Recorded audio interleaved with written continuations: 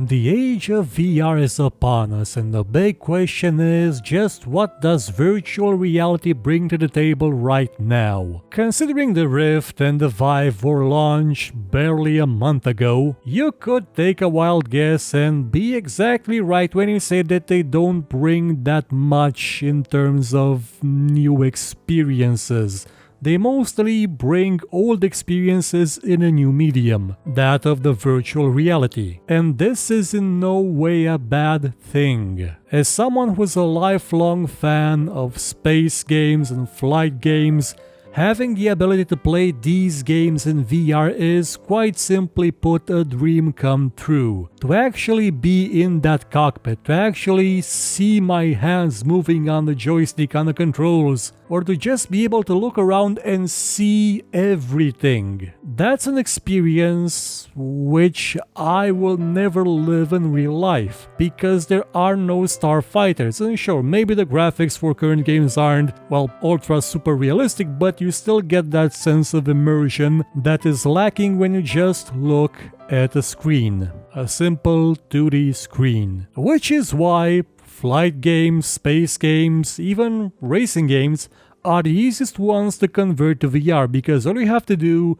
is map the head movement. You can leave every other control intact and just map the head movement in such a way that it represents the camera as seen through the eyes of the actual pilot in the game. Because these are vehicle-based experiences, they are the easiest ones to implement. There is little dissociation between the movement in-game and the movement in real life. Because in those games you don't move your feet, you move a car, or a spaceship, or an airplane, which may lead to some confusion when you take sharp turns and don't feel that impact of the G-forces on you. But other than that, this would be the simplest way to implement VR, and the one for which I actually plan on spending money whenever I actually have a PC that can run VR and can actually afford an Oculus Rift or maybe a Vive, which is likely to happen during generation 2 or maybe 3 of the devices. The problem with VR comes up when you have to move yourself as a character. When you have to traverse the game world or the virtual environment as a person, as a bipedal character in that space. This is harder because the dissociation is a lot stronger. Because if you look down, sometimes you'll see feet that won't move. You just press forward on a stick or click a button and bam, you're moving, even though you're standing still. Now there is one solution for this, well there's two of them. One would be those treadmills that let you run in place, or the ones that move as you do. And the other one is running in place, like pretending you're running, and sticking a controller in your pants so you'll have proper guidance for your body in-game. These are honestly not great solutions, and we need ways to solve them as soon as possible, because the real VR revolution is just around the corner. What do I mean by that? Well, VR for us gamers, it's, well, I just said it, racing games, space games, flight games. My god, are they glorious in VR. They are amazing, damn amazing. But you can't expect everyone to buy into VR just for those, though they should, they really should. What in my opinion will be the killer app for VR was something that Linden Lab is currently working on, called Project Sansar. Well, maybe killer app is a bit of a stretch, because probably porn is gonna be the killer app for VR, it tends to be for everything. And there's virtual tours where you could just put your VR goggles on and ride a boat through Venice thanks to a 360 camera mounted on a gondola somewhere, or watch your favorite football match as if you're there but you're not. These would be mega killer apps, hitman apps if you will, hired assassin apps. But the killer app for actually making VR as in virtual worlds, virtual reality, is gonna be something like Project Sansar. Now I say this because a while ago I read a book called Snow Crash, which if you haven't read, read it. It is amazing. It has one of the best introductions to a book that I have ever read. And in that book, set in the not too distant future, or maybe it was the past because it was written a while ago, there exists a place, sort of place, a virtual place called the Metaverse. This is represented by a long stretch of road with a length of 65,536 kilometers, that's 2 to the 16th power or something, on which people have built stuff. They've built stores, they built houses, neighborhoods, clubs, secret compounds, they built a lot of stuff.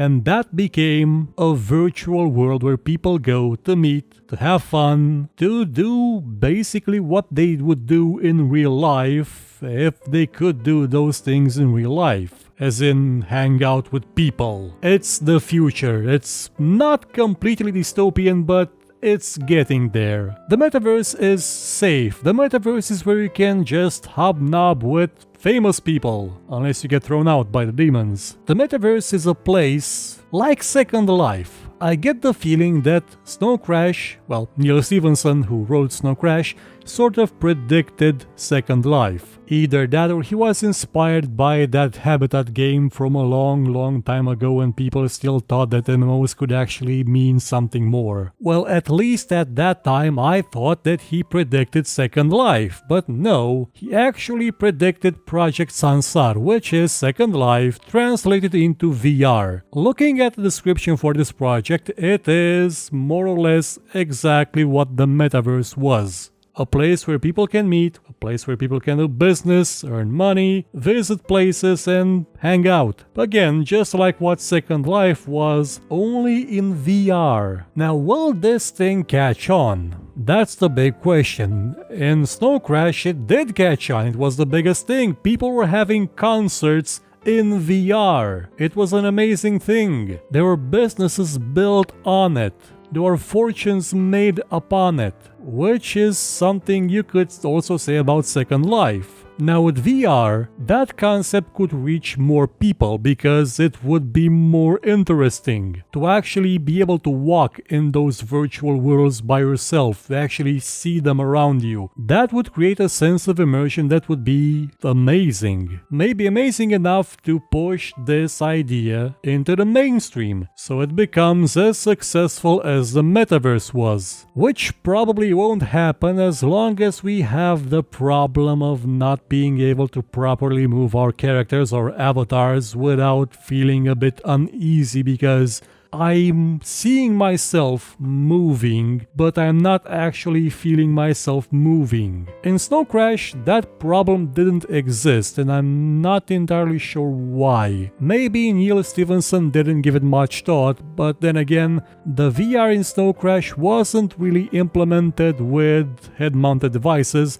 It was through just beams of light shot through your eyes by your computer. Now I think there were some glasses involved, but they weren't that big. It's been a while since I've read the book, so I'm a bit fuzzy on the details. It also didn't use motion controls, but it allowed for just about every type of movement possible, which is something that again we need to make something like Project Sansar a reality. To actually make it good, I mean. We're gonna need face detection, voice detection, we're gonna need a new way of implementing movement. Because although those controllers from the Vive are okay, are actually quite good, something like Leap Motion would actually be better suited. I'd say the Kinect, but the Kinect never actually worked properly, though the idea of the Kinect would. And when we have all those, if we have all those, we will finally have that quest world about which we've been dreaming ever since we saw the real adventures of Johnny Quest.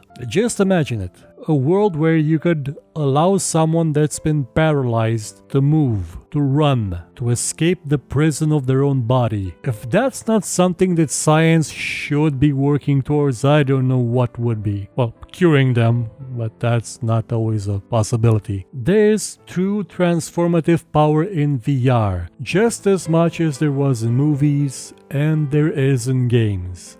This could change the world. It could redefine how we spend our free time, how we work even, how we do so many things. It could change it for the better by allowing people from so many different places so far away to be in the same room at the same time, connecting with each other, understanding each other. It could let them explore worlds untold, coming up with new ideas that would shape the future. Or people could just use it for mindless entertainment. Excessively, I'm not against mindless entertainment, but excessively, we're gonna turn into the people from WALL-E. So simply put, VR is bringing a lot of things to the table. But now, it's taking baby steps until a few issues are resolved with the controls and the problem of you not actually moving from your seat when you're in a VR world. Once that's fixed, and it's probably gonna take a while, you're gonna see some crazy stuff.